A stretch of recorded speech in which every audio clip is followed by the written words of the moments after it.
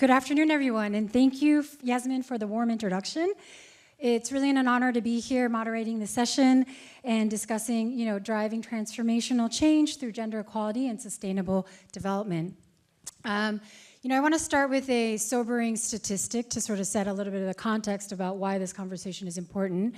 The World Economic Forum reported the COVID-19 pandemic increased the time needed for closing the global gender gap from 99.5 years to 135.6 years. That's over 5 generations. And imagine telling, the future generations that they'll still be fighting for gender equality in the next century. And I mention this because really this stark reality underscores the importance of the conversation for today and the urgency to act now, especially as we are quickly running out of time, considering the planet's health as a viable home for all. So this session is really about solutions, as Yasmin mentioned, and what I'm calling the orange blueprint, for building resilient economies, right? And we're going to be examining how gender-inclusive finance and collaboration across sectors, the public, the private, philanthropic, and civil society can really address the world's biggest challenges and advance Sustainable Development Goal number 5, which is gender equality. And drawing from what's been mentioned in the morning as well, it's not just bringing capital to the table, but thinking about ways that we can really collaborate together and bringing the right mix of perspectives, partnerships, and ideas to work. So we have an incredible panel today, and so I just want to dive in. And I'm going to start with an opening question for all of you with a big picture, right? So what does a resilient economy look like to you through a gender lens? And let's keep it brief so we have enough time so we can go around for everyone. So maybe 1 to 2 key points, and we'll start with you, Esther, and go down the line. Okay, good afternoon, everyone. I would think that a resilient economy is one that can always kind of weather the changes and challenges that they face. And one of the aspects of that is, of course, making sure the diverse aspects of these economies are strong. Like, for example, if we work with small, medium enterprises in Indonesia, it was one of the aspects that helped kind of not create a big shock impact for the economy because they were stronger medium and small enterprises. That's for me. Yes, hi. So resilient economy for me is like addressing 2 sides of the equation. You look at mitigation and adaptation. Doesn't just apply to climate, right? And of course, the end goal is sustainability. It has to be a sustained effort towards making the world a better place for everyone.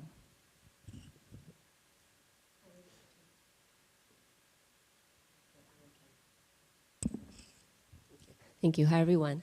So to me, a resilient economy would involve alignment in terms of the multi-stakeholder groups, and also with regards to innovation, there needs to be innovative approaches and solutions from all of the stakeholders. Yeah, thank you.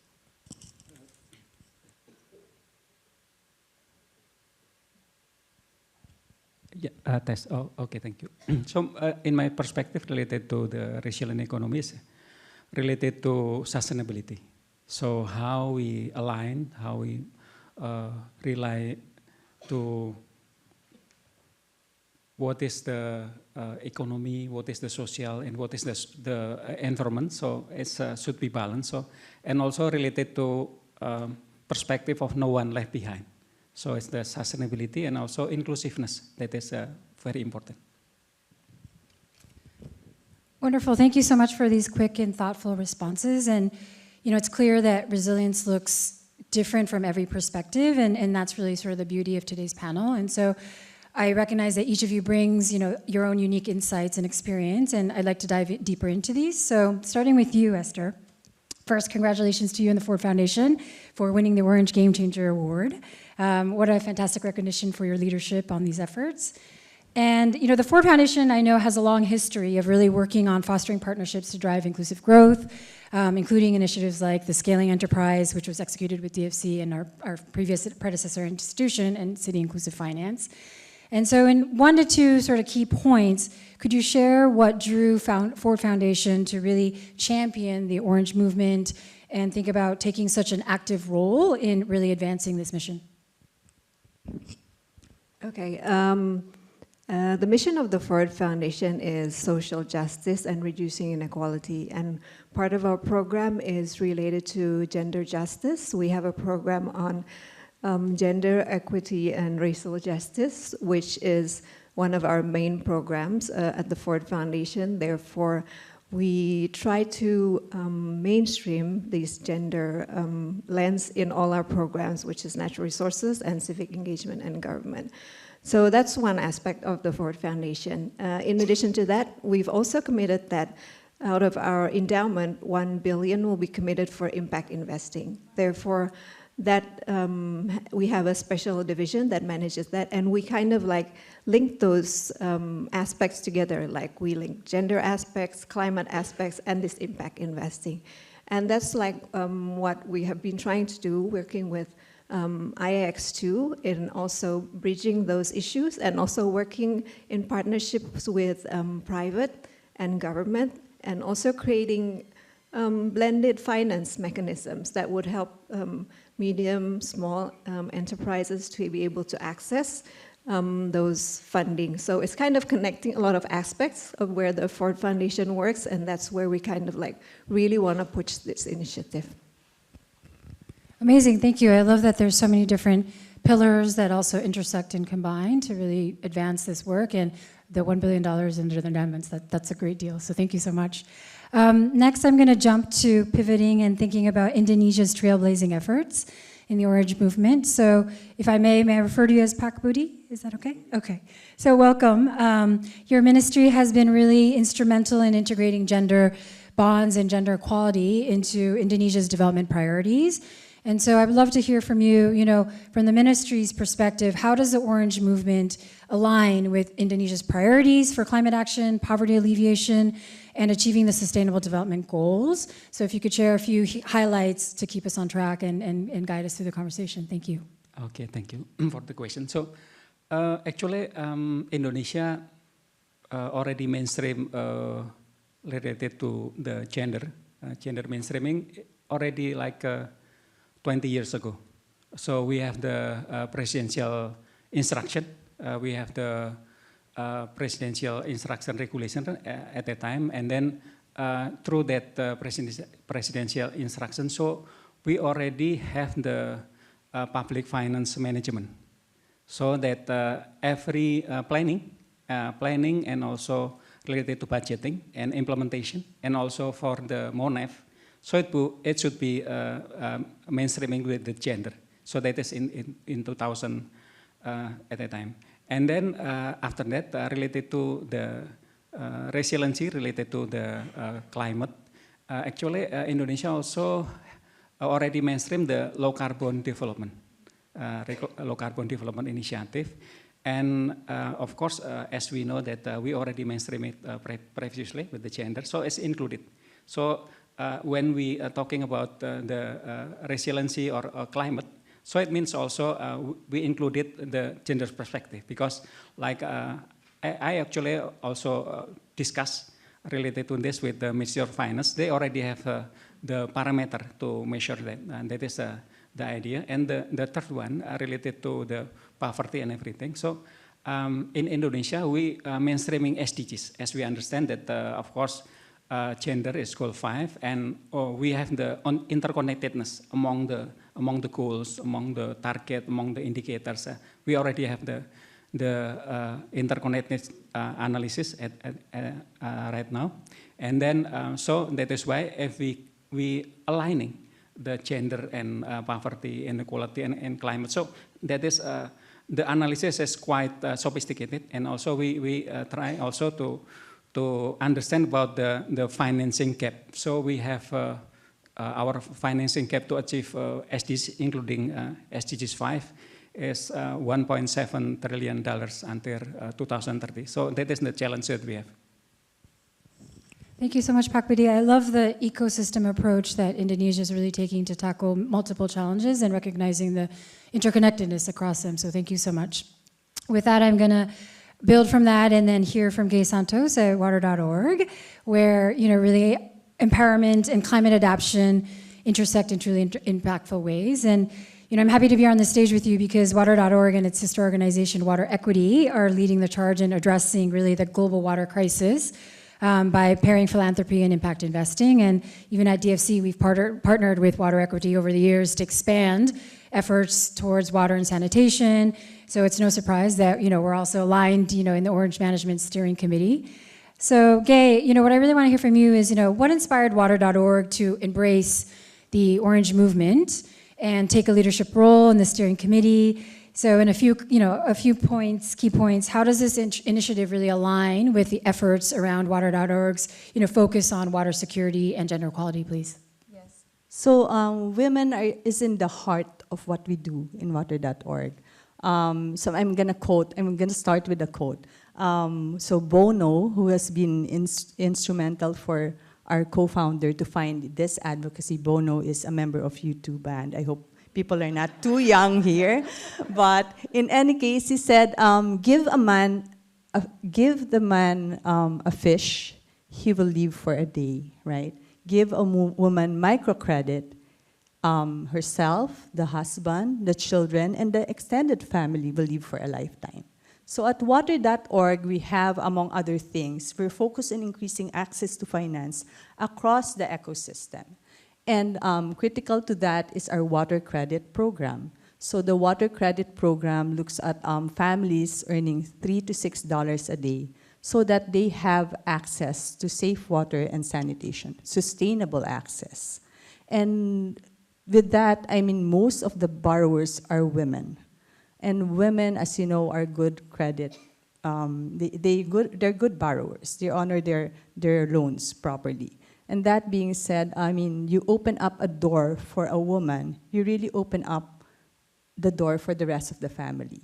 Women and children are tasked, and this is a documented statistics, 200 million hours a day are spent by women and children to fetch water. And with water credit, we are able to shift that time to a more productive time to the family for an alternative livelihood, or even time to increase the literacy of their children. So definitely women is in the center of what we do. Yeah, absolutely. Another sobering statistic, right? 200 million hours. And it's very real that the realities of water scarcity is a real threat to lives, not only just women, but everybody. But knowing that women are sort of the anchor to communities is a huge element of this work. And I would love to also hear, if you could share a little bit about how empowering women in this area can also lead to tackling greater climate adaptation and resilience overall. So with the programs we have, of course, there's the financial inclusion angle. So women are able to have that expanded, if not the first entry point for a relationship with a bank. And that in itself, I mean, most of the microfinance have several programs which includes addressing resilience. I mean, you look at the countries where we operate in, a good number of the countries are probably in the top most vulnerable list for climate change. And one of the things that happens constantly, I mean, those people living $3 to $6 a day, what's the most expensive part that's being hit? It's the house, the roof, and with the house comes the water and sanitation facility. So that in itself, I mean, Water.org endeavors to really extend that credit to build that resilience, not just at the community level, even in the whole, I mean, not at the household level, but across the community. Yeah, thank you for that. It reminds us again of the interconnected realities of, not just access to finance, but how all of these have sort of follow-on effects and knock-on effects, and how it's important to think about, again, the ecosystem, about how we're tackling some of these challenges. With that, I'm going to shift to Anne. And, I would love to hear about your work, especially in private wealth management, focusing on helping, particularly high net worth individuals and families to align their capital with their values and their value systems. Especially considering that it's often the case that deeply mission-driven, philanthropic endeavors and investments are, usually the case for high net worth individuals and families. And in 1 to 2 key points, how do you sort of see them addressing the challenges we've been discussing either in this panel or throughout this morning? and what more can be done to really channel capital and wealth towards sustainable, sustainably oriented goals and like the Orange Movement? Okay, so I'll start with the first context. So CSP, what we do is basically education, and we want to use education to support private investors and and financial professionals towards deployment of capital towards sustainable development, right? So I think in terms of the capacity building, that's where our strengths lie. And I mentioned the word alignment just now. That is the core of what we do. In the journey of supporting these private investors, it's really about finding out what exactly do they care about, like truly care about, and not what, say, their parents tell them, what their friends tell them, but as an individual, as they stand before us, what say you, what does your heart say? And from there, we support them through the various causes, and at the same time, through our networks, we then introduce them to the various parties in the ecosystem that they can carry out their action plans. And on the other hand, we also train the private wealth bankers, the financial professionals. And we notice as well that, so I'm going to say it from this angle, that I think in the financial system that's very dominated by men, I notice that when we have the women bankers step in, they often present a different perspective that does help to shape the narrative in a more holistic manner for the private clients. And so increasingly for the work that we do, we want to ensure that when we enter a room of, say, private bankers, we present thoughts and narratives from both sides, right? The masculine side and the feminine side. And we say, okay, these are the common concerns that private investors face when they are thinking about deploying their capital towards sustainable development. Now, whether or not you're meeting a woman or a man, or whether you yourself are a woman or man, just consider these talking points and have that constructive conversation.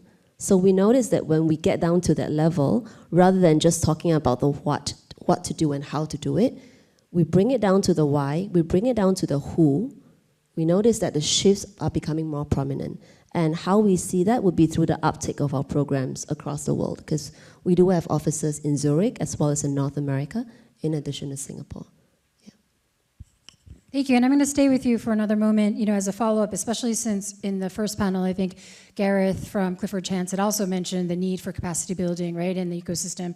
So I'm curious, beyond the sort of getting to the why portion, can you provide maybe one or two specific examples of types of capacity building, either for the woman investor or the man investor, that you've seen as valuable or meaningful, or really help sort of push them towards seeing different ways of investing their capital? I'm just going to answer from this point of the moment we touch on the who, we invite individuals to consider who they are in the context of their relationship to their wealth, whether they inherited it or whether they made their first, pot of gold. Once we enter that conversation, we notice that there is not much push or nudging that we as training providers need to do. In fact, the bankers, they will find it a lot easier, because when the investors are able to consider who they are, in the context of the relationship to their wealth, somehow they have the answers.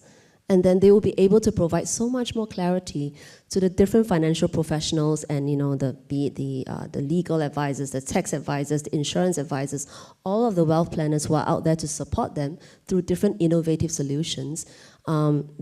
These investors get a lot less, I would say, cluttered. They get a lot more clear. They know what to pick. And that, for me, is important. It's helping people align with who they are, understand what matters to them, and then they will know what to do. And believing that they can, I love that, and I'm just curious, sorry, this is not part of what I was going to say, but it just occurred to me, aside from financial professionals, do you also deal with people who don't come from the financial sector's industry that are interested in making these types of investment? And is there a difference to the way that you might approach it, or is it just similarly about the core values element? So yes, at least 50% of the participants or the investors who come through our doors don't have a financial background. And do we treat them differently? Okay, we don't treat them differently, but our approaches have to differ. Because there's no way you're going to throw them with, okay, do you know how to read this term sheet? They're like, what in the world is a term sheet?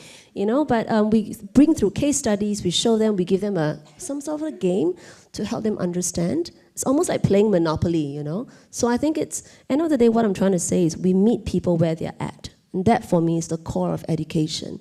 Because there's so much information and knowledge out there in the world, and we work with a lot of researchers, right, from the University of Zurich to MIT Boston to NUS in Singapore, and I look at all the amazing work these researchers put their heart and soul and their lives into it.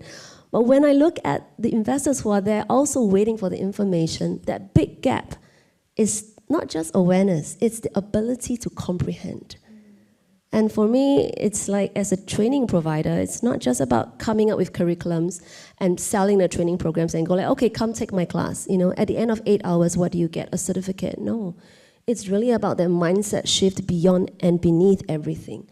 And so constantly, my team and I across the world, we are like, okay, how can we make it work for people of various backgrounds, different ages, different life cycle stages, different needs, and and we connect them, we connect with them, help them connect with themselves. And I guess in the midst of it all, there's a lot of doom and gloom around us, but we also want to ensure that there's a lot of love and care and that they leave the session with hope.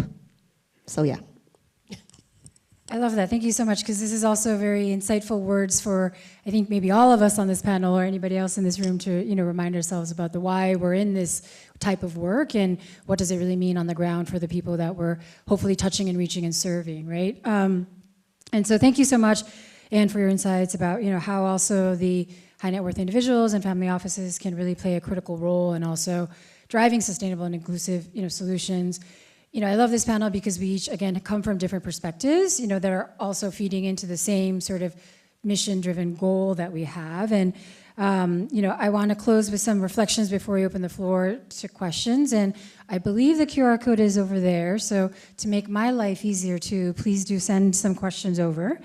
But, given that, our panel is covering a full spectrum, across private, public, philanthropic, partnerships, I want to hear from each one of you. What do you think is one game-changing action that each of you believes can supercharge, Orange's impact, SDG 5's impact, sustainable investments, and one brief action per panelist so that we can wrap up and then we can see if we have any questions. So I'll start with you, Budi.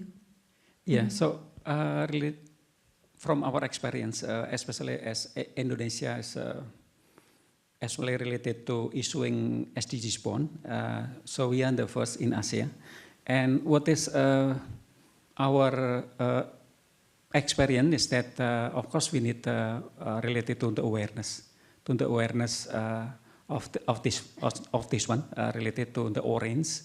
And then related to the SDGs bond, actually, we have experience also that currently.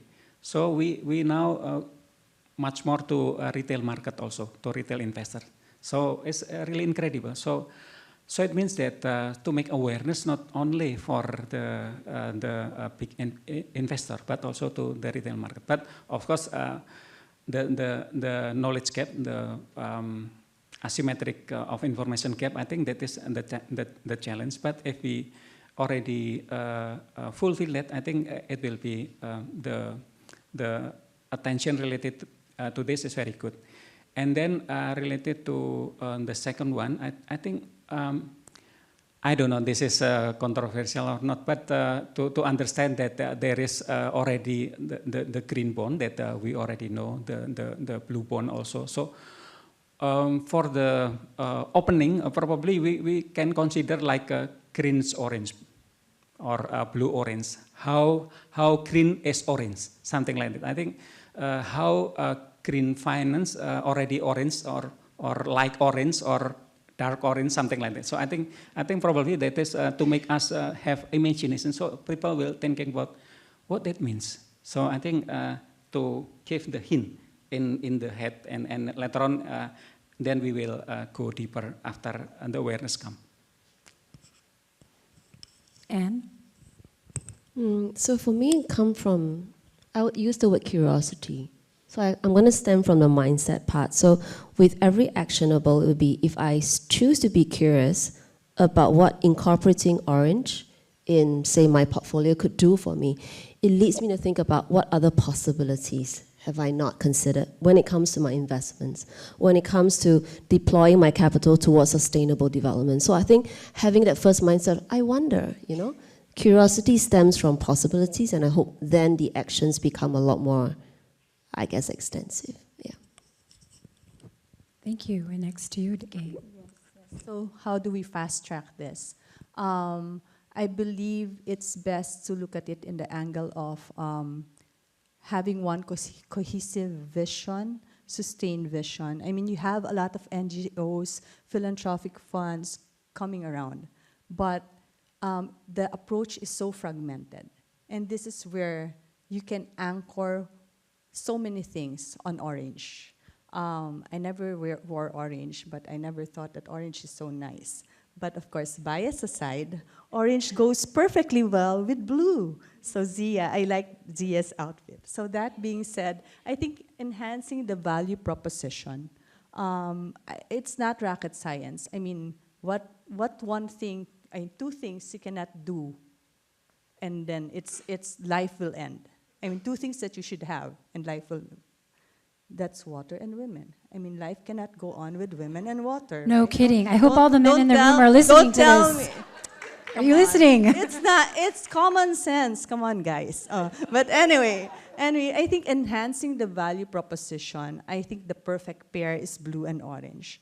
That being said, data-driven narrative is very powerful. What you cannot measure, you cannot achieve.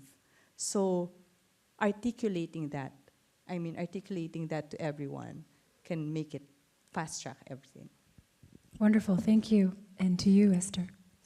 Okay, I think from the perspective of Ford Foundation, the actions that we can do are first, we focus on building narrative. I remember that our colleague from PNM, for example, earlier today said, people don't know about Orange Bond. People don't know about these SDG bonds, for example. So we need to continue to support work that builds this narrative. And the other thing that we are also doing is building the ecosystem. In Indonesia, we support the Indonesia Impact Alliance so that there's more awareness about impact investing in Indonesia. And the other thing is also we're trying to invite other philanthropies to get together and build connections with the private sector and also with other government sectors, so we can work together and create whatever instrument like blended finance or orange bonds and things like that to help support the community.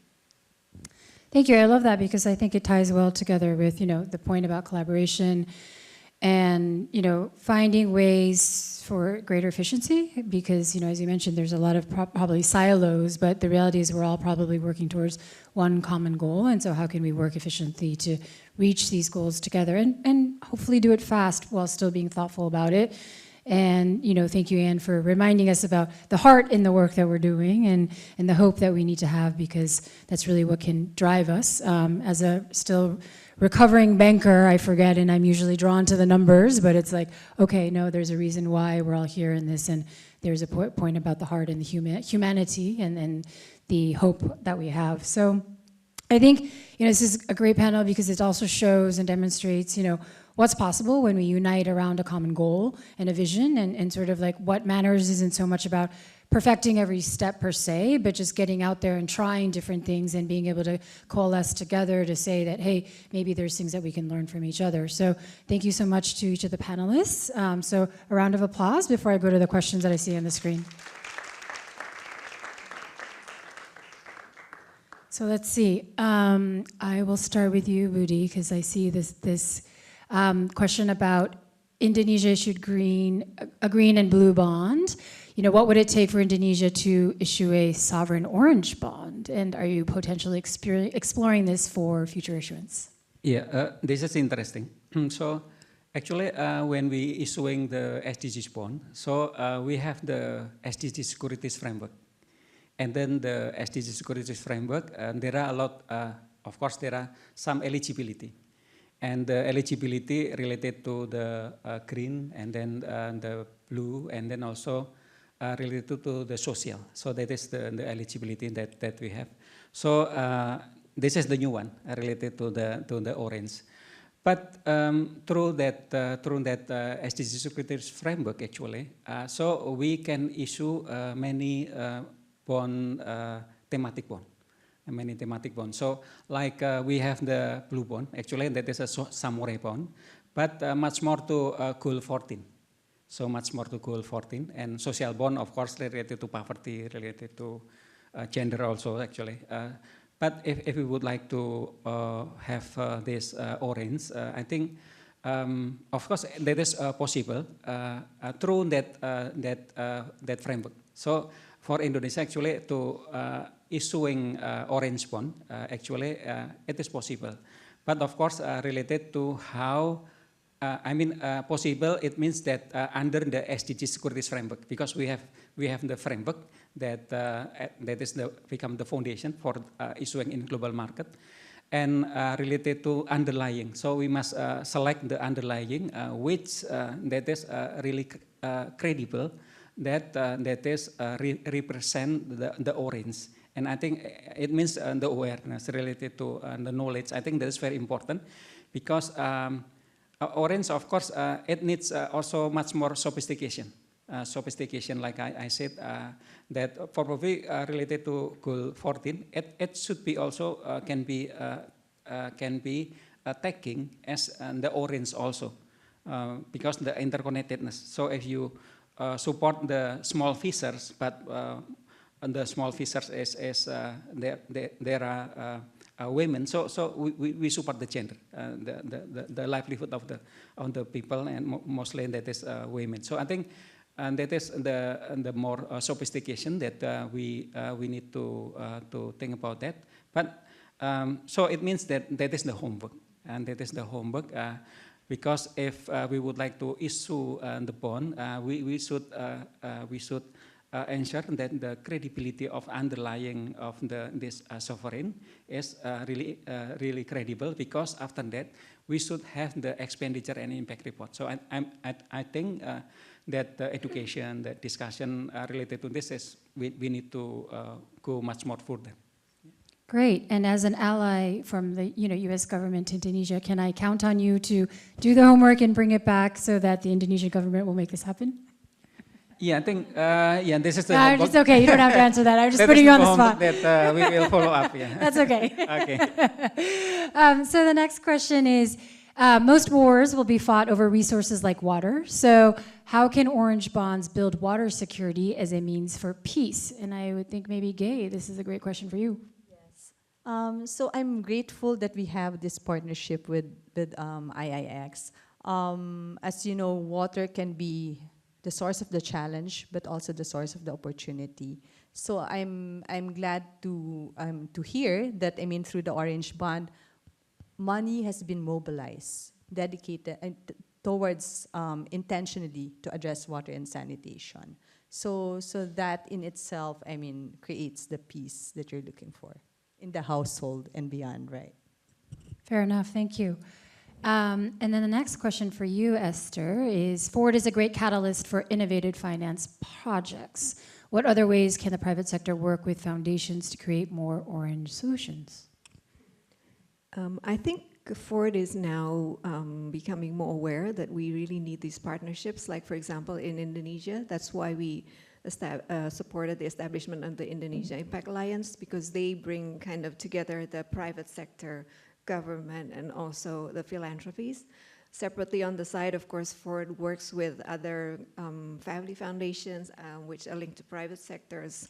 Through discussion groups, we have regular meetings and kind of invite them into the space of this is how we do sustainable financing. We don't just do one-off financing, but we support sustainable programs. So that's how we're approaching it right now. Thank you. And I see there's one more question, which we will open up for the panel to address, which is how can Orange tread carefully so as not to fall into the same trust gaps as green bonds? I presume this has something to do around the world of greenwashing, pinkwashing, etc. Thank So, you, Anne, yeah. for taking up the tough question. Well, it's kind of part of what we do for training. So this is what I tell the bankers. I'll tell the same thing to the private investors. So when we do our trainings, we always say that there are 3 levels of greenwashing, right? It's at the product level, the RM level, and the bank level. And the essence of it all is call a spade. Sorry, when you say RM level, relationship management? Relationship Yeah, management, okay, sorry. yeah, Thanks for the yeah. clarification. Yeah, no so problem. basically, the front office managers who are having direct contact with the private investors. So the essence of it all is call a spade a spade. If it's not green, don't say it's green. If it's not orange, don't say it's orange. So I think it's really about understanding what exactly is the product and saying it for what it is. And I think from what I've seen over the years, especially in this context of sustainable investing, there's just too much confusion and not enough clarification and understanding. And there's also a lot of assumptions going on. It's not just about the private banks, it's also with the private investors. And so we're all humans. End of the day, if we just stop and pause and say, okay, what do I care about, what do I want, and then I put out the request, it's a lot easier for a product provider to then come forth with a solution, right? And if the investor is also very clear about what they want, because it's their money, then they can then tell the product provider, this is what I want, come up with the actual solution to fit my needs, and I just think it makes things so much easier, right, for the solutions provider as well. So that's what I see. It is a matter of greenwashing, but then again, it goes down to the fact of, do we choose to understand the other party as well? Yeah, so that's how I view this. I love what you're saying because, I know I'm the moderator, but I just want to say something about this because this is also something that I've, tackled with for the past 15 years since I've shifted into this universe. And one of the things I've learned is I also feel like it's a matter of a spectrum, right? So it's all relative. And so green is as green as depending on where you're on the spectrum, and similarly, orange and anything else. And I feel like it's very easy to quickly fall into the trap of also wagging a finger and being like, that's not green. But it may be green for one person where it may not be so green for somebody else. Yeah, and it could be khaki for me, right? Exactly. And so, I've learned over time that it's more a matter of how do you find the balance of, where's your intentionality behind what your goal is? And there's no right or wrong about it. And if your way of dealing with women customers is to say, as a bank, for example, we're going to issue a pink credit card, that would not be what I would advocate for, but hey, it's a starting point, which is to say that's at least better than doing absolutely nothing, because most people in this world are not thinking about any of these aspects. And so, I know it's a controversial thing for me to say, but I say this because, again, we're all on the journey. And so, who am I to say that because I'm 5 steps ahead, I'm better than you? I don't think it's about that. I think it's really a matter of how can we work together to inform each other, educate each other, and sort of dispel any misunderstandings and or miseducation about what it means, and then just sort of march together, and one foot in front of the other is what I would say. So that's sort of where I'll close it. But I see, Budi, you want to say something, so please jump in. Yeah, I think learning from Indonesia, especially related to the sustainable finance that we have. So in our Financial Service Authority, so we have the regulation related to the sustainable finance, and then we have the roadmap also. And then it is compulsory for the financial institutions that they must submit the sustainable report, and also for the public listed company. And currently, they are growing, of course, but related to the quality, still not yet there. But now we would like to change the regulation related to much more to the credibility related to the parameter, the measurement and everything. So I think we need to be patient. First, don't scare everyone. so I think, of course, we need to one step for the awareness. Later on, if the awareness already come, then the quality, I think, and that is will be the next one. So, it's difficult to say that the orange washing, but still we still confused about what is orange. So I think we need to be patient for that. Of course, please, go ahead. So I think 2 things are key for establishing the trust, right? one is data that will bring integrity, and the people. So at water.org, we really have the KPIs in place to really measure and translate it to powerful stories, right? And we also keep track of the stories of people on the ground that we have improved the lives. So I think those are the two things that can really bring the trust in such an initiative. Thank you. That's a great segue since the next panel is all about data transparency. But Esther, do you have any final words? No, I just wanted to say, just to kind of comment on what everyone has said, the Ford Foundation I know has also supported like a biodiversity organization in Indonesia that actually kind of produces every year some kind of, like to your comment about the spectrum, some kind of ranking. So people who want to invest in your sense can choose like, okay, I want to go into this bucket. So, and that's reviewed like regularly, so the investors kind of have more knowledge, but it's done by an independent party, which is an organization. So there's also an option to see this investment. Thank you so much. And one more round of applause for the panel, and thank you very much for your attention.